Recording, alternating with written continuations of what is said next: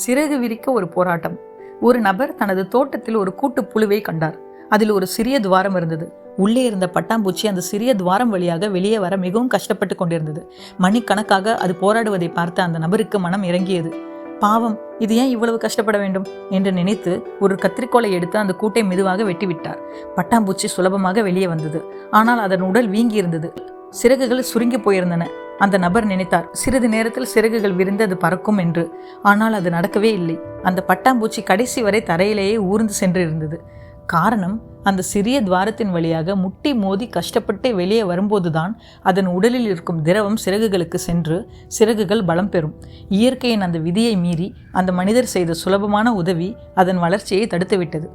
நீதி: வாழ்க்கையில் வரும் கஷ்டங்களும் போராட்டங்களும் நம்மை தடுப்பதற்கல்ல, நம் சிறகுகளை பலப்படுத்தி நம்மை பறக்க வைப்பதற்கு.